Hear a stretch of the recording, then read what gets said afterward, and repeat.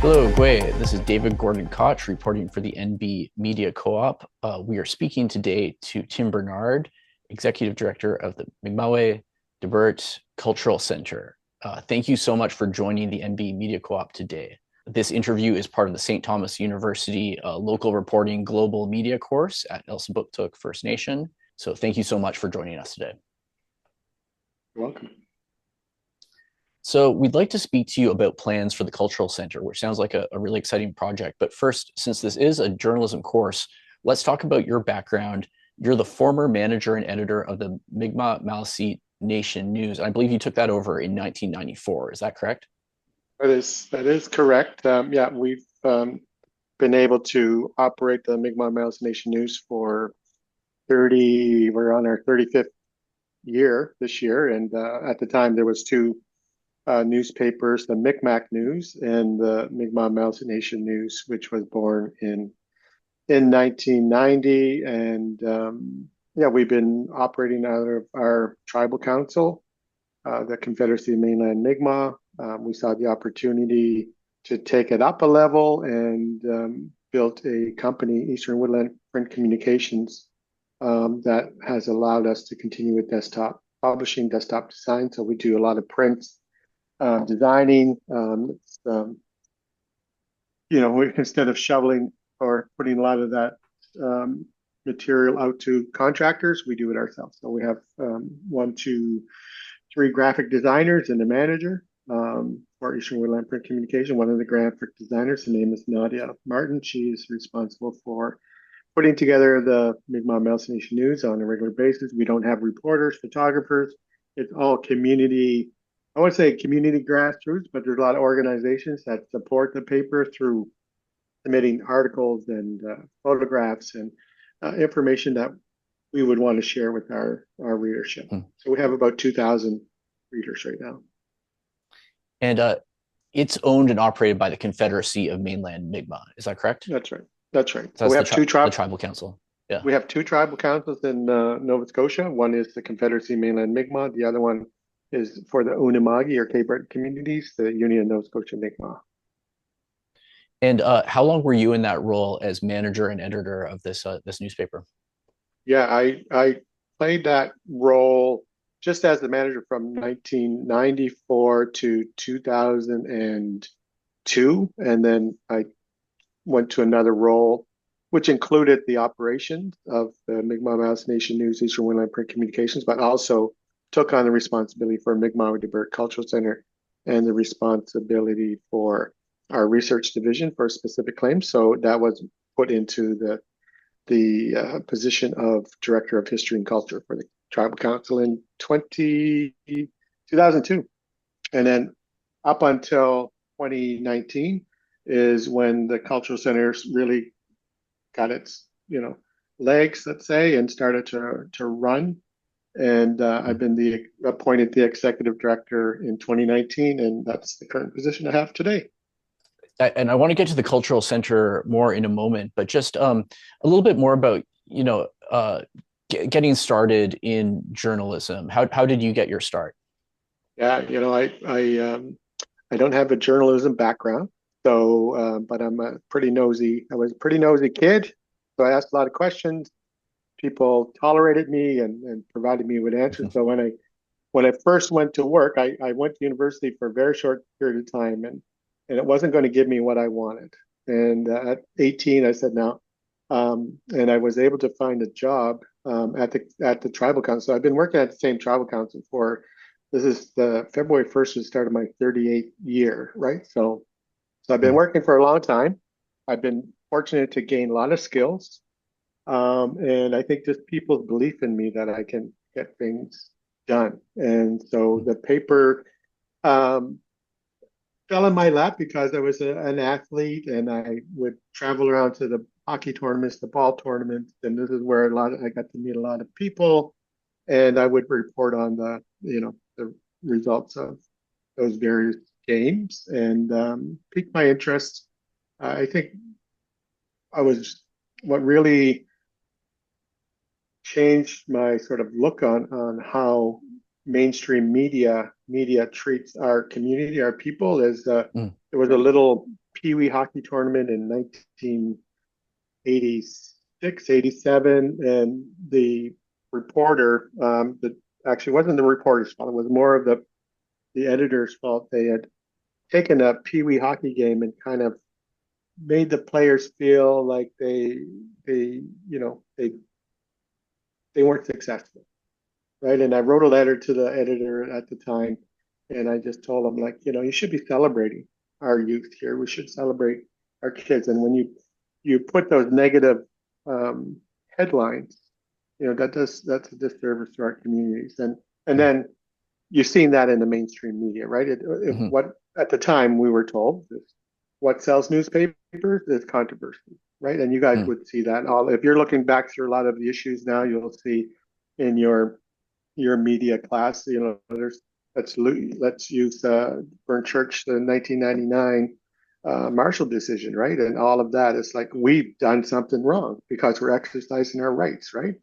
For me, I was very interested in the storytelling, right? And coming from a history background, culture background, like research is what I was into.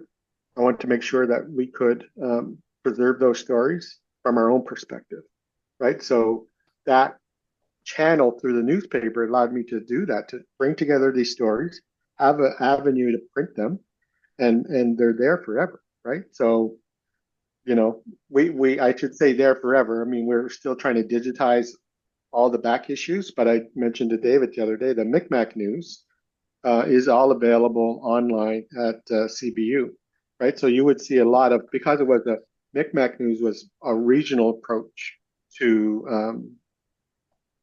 the news reporting. There's a lot of stories about Elsa Booktuk in there, and mainly a lot of hockey stories. So you guys are pretty famous for the hockey stars that have come out of Elsa Booktuk. Everett is my friend there, and Everett, I'm sure he's still a icon in the community, and there's other. So he was well reported the day that he got, um, he was drafted, right? And anyway, I won't go too far down that road, but basically that's Yeah. where my interest comes. And you talked about storytelling there and the importance of storytelling for you. And that links us to the Mi'kmawey Debert Cultural Centre, where I think plans have been in the making for about 25 years. Is that correct? It is making me feel like an old fella here now, right? But again, it all started actually 35 years ago with the vision of our executive director, who wanted to make sure somebody, and he put it on his shoulder, was going to protect 13,000-year-old ancestral sites because they were being disturbed at the time, right? And so from that point forward, he assembled a team, and we put together our Elders Advisory Council in 2002. And with the Elders Advisory Council, our first meeting with them, said, okay, what do you want to see happen at Mi'kmawey Debert? And they said there's three sort of guiding principles that we see. One is sharing our stories. One is protecting our past, but also an opportunity to explore our histories. Where we can put questions on the table, we could have conversations, and we could be supported by, historical knowledge and records, right? And, caring for some of our ancestors' belongings that are all over the world, right? So we've been working closely with a couple of museums right now. So Debert, if you don't know what Debert is, it's home to the oldest dated archaeological sites in Eastern North America, right? They're 13,000-year-old sites, but for a long time, our communities were disconnected from those sites because of I'll say the archaeology itself, right? And they would put names onto different periods of our past, right? So they called this period of time the Paleo period, meaning ancient or old, right? And some archaeologists, I say a lot of them, had a hard time connecting those people from 13,000 years ago to our people today, right? But as far as we're concerned, we've descended from those people. Mm-hmm. And there's a lot to get into with this project. But you touch on something there. The project involves the recovery of hundreds of Mi'kmaq artifacts that are currently, I believe, in the Smithsonian Institution. specifically the National Museum of the American Indian in New York City. Is that correct? No, it's actually in Washington, D.C. now. It used to be in New York, but at the end of the 20th century, in the late 90s, they started to move the collections with the idea they're building a new center in Washington, D.C., which was Mhm. opened in 2005. But that center is supported by a cultural resource center where over 800,000 artifacts from North America are stored. So, what are some of these items, and how are you bringing them home? Yeah, so we were surprised that we were given access to a series of photographs, and actually, same year, 1999, that our project started. And the photographs represented people living in a lot of our Mi'kmaq communities here in Nova Scotia, but also there was some material there from Burnt Church, from Conn River in Newfoundland, and also in Lennox Island in PEI. So there's this, groundswell of uh, anthropologists that are coming out in the early 20th century, early 1900s, because they were told like the Mi'kmaq people and other indigenous nations are going to disappear, right? They're going to go, they're just not going to survive the 20th century. And we're fortunate we're here today to talk about the survival. But those pieces in those photographs end up being pieces that we recognize in the collection. And that started the conversation of, okay, what are you doing with these pieces, and how do we get them back home? And so it's What been sort a of two things are decade. these pieces that you saw in the Yeah, photographs yeah. that they So have? there was a lot of regalia, right? So there's ribbon skirts. There were vest jackets. We had a lot of our leadership had decorated coats at the time. There's a few of those. We had culture material like our wall test boards. There's a number of wall test boards that were recovered or taken from communities. And when I say taken, like they were purchased and bought. Like I think willingly, a lot of them gave up their material for whatever reasons. We're still trying to find it out. We see a couple of ancient dice games called Wabanogin, right, which is a dice game that doesn't really get played anymore. But there is now uh, this interest in community about what Mhm. Wabanogin is. So Wabanogin, I'm not a language first speaker, right? But my understanding from my elders is Wabanogin, it means that you're up all night. And so the Mhm. dice game was given to the men in the community. It was a men's dice game that when in need of keeping the fires going all night to keep our families warm, right? That they would play Wabanaki. And if you were the victor, if you were the winner of the dice game at the end of the night, you get to then invite those guests to your home the next night, right? So, Mhm. so anyway, Fascinating. yeah, it is an interesting game, and like it said, it went underground in the Mhm. early 20th century because the government is saying, "Oh, that's a gambling device. We're going to confiscate those," and so people put them away, right? And some people Right.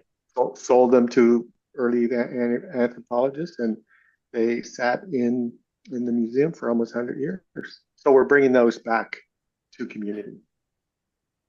Wow. Um, now, in terms of the center itself and plans for it, the plans describe a place that will transport visitors, immersing them in the lives of our earliest ancestors to the present day.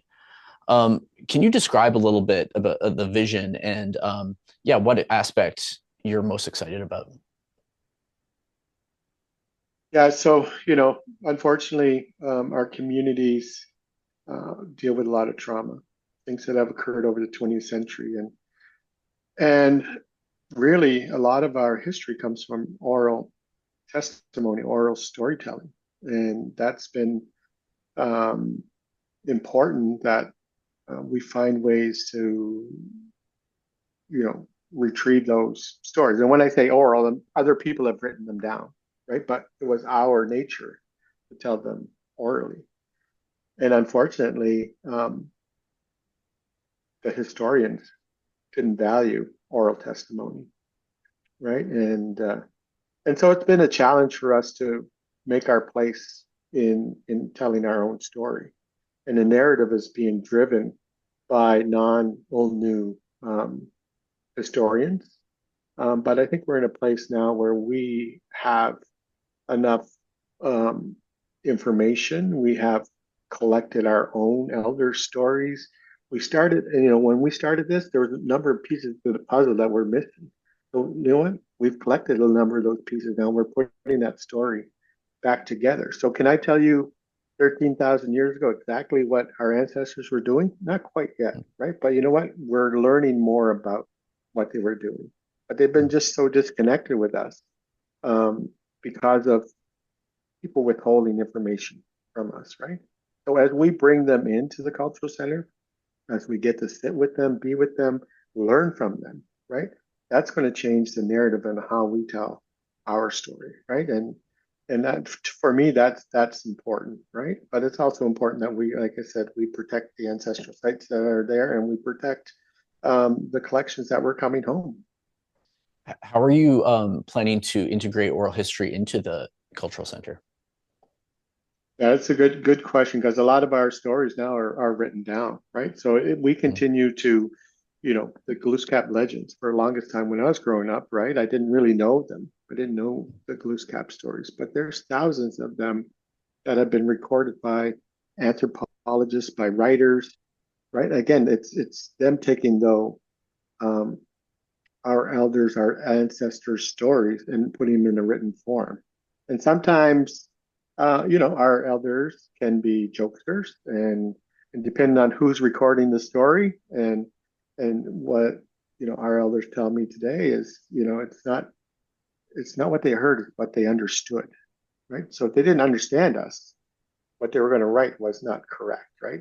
So over the 20th century, a lot of our oral testimony, which came in form of legends and stories, have been not correctly told, right? So and there's pieces and there's in the stories that we're just getting access to now, and there's I wouldn't say it's not like the Da Vinci Code. There's like hidden messages here, but there is enough information in the language that is allowing our speakers today to really bring out some of the intention and meaning of the stories, right? So, we're busy collecting interviews from our elders today, right? They're I'd say we're just in the nick of time. We're not going to capture every story. There's going to be so many stories that we lose. Right? We lost an elder on Monday. She was 83, and we just didn't ever get enough time with her. But she gave everything she could give. Her name was Becky Julian from Sebaganagity. She grew up through some of the most difficult times. She was a residential school survivor. She made it through centralization. So there was so much more stories. But we got the time to sit with her. Her and her sister, they shared information, and we've collected quite a record from her, and that was her gift to us, right? Was to make sure that um, yeah, that our history is told by us. Okay, so just briefly, I know that a project like this is obviously not cheap. The price tag is around 50 million, and construction prices obviously went up at the height of the COVID-19 crisis. Um, can you just talk about what is the state of fundraising now for this project? Yeah. So overall, the project costs right now, and we're valuing at what they call a Class D estimate before we move forward further. Is at 48.3, right? So a cost estimator is coming and said this is what we believe a Class D estimate for the project is. So the building itself is 30 million. The exhibits are 8 million, right? Our construction, our building, our driveway and utility corridor is 4 million, and then we have overall operational costs to get there. So, it's grown from what was originally a $34 million vision back in, 10 years ago, um, to, um, to 48, right? And it was up as high as 55, but we brought that cost now, right? Yeah, I know that you've So had to scale back some of the plans due to the the escalation of costs that we've seen with inflation. Um, yep. and without getting into all of that, because I know that we're short on time, just briefly, how can people support this project? Yeah. So as part of the overall fundraising goal, so we have our federal, provincial, municipal government supporting us, our own communities, our own First Nations in Nova Scotia. It is a Nova Scotia driven project, but it is for all of Mi'kmawey, right? It is all for all Mi'kmaq communities, Willosta communities to come and enjoy, our exhibits. We have three galleries, 36 exhibits within those galleries. It's going to be, we're going to have a large gathering place. But we're looking at our fund development goal was 6 million on a $34 million project. We've had to increase that to a $12 million ask. We've raised 7.3 million of that 12 million to date, and that's without going public. So in November we launched our public campaign on our website, mi'kmaweydebert.ca or .com. There's a whole section related to our campaign on there, David, and people can go on. They can make a donation there. They can go on and see our assets that we have in terms of there's our elders videos telling the importance of Mi'kmaq Debert to them. There is a piece of our potential design of the facility. Currently, we're going through a redesign, but it's not going to change a lot, and we're just shrinking the footprint a little bit here. Yeah, so there's a number of neat resources on there, and people can see after 25 years of planning that we can see 2028 being the opening of the facility and returning ancestral collections. Our Home to Mi'kmawey projects will bring home those ancestral collections that were taken from here over 60 years ago, and also the collections I spoke about at the National Museum of American Indian. And we're going to be there for the entire nation to come and ask questions, right? And to continue our research. And we're not going to be the be all end all. I think every community needs their own. I think Elsa Booknook has their own cultural center space that they're working on developing. I think that's so important for each community because we have a shared history, but we also have community histories that need to be told. We're building from the inside out, so we're developing what's happening inside the center alongside the architecture, right? So that it's not going to be a mismatch. They're both going to blend together, and yeah. So it's exciting. We're going to see, this is going to be a place where people come. We're at visitation on a mature year. We're looking at 60,000 visitors. Fantastic. Well, exciting plans. Thanks so much for speaking about them with us today. Tim Bernard, Executive Director of Mi'kmawey Debert Cultural Centre. Thanks for joining the NB Media Co-op and Stu's local reporting global media course at Elsa Booknook First Nation today.